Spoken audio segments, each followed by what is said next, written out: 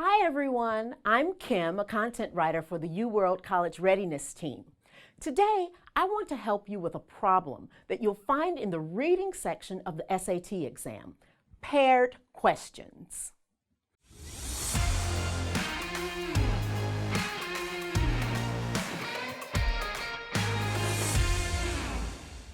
This type of question often trips students up on the exam. So let's look at the best way to approach a paired question.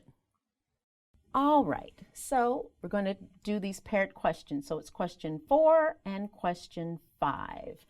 As you can see, question 4 asks what can most reasonably be inferred, and question 5 asks which choice provides the best evidence for the answer to the previous question. Well, the best way to approach these two questions is to look at the second question first. As you can see, there are 4 lines of evidence here.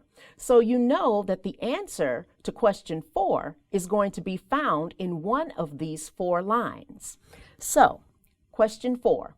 It can most reasonably be inferred from the passage that old widow Lau's reluctance to stay for tea is... Well, let's look at the lines. Lines 1 through 4 from at last through first. Okay, so that talks about old widow Lau arriving and the father didn't see us at first. So that has nothing to do with tea. So that would not be good evidence.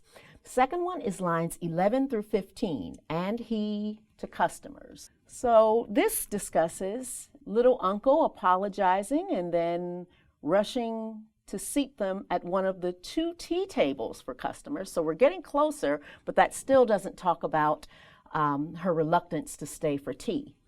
So lines 15 through 18, old through leave. Okay, so that sounds like she's only pretending that she wants to leave. Let's see, C might be a possibility here.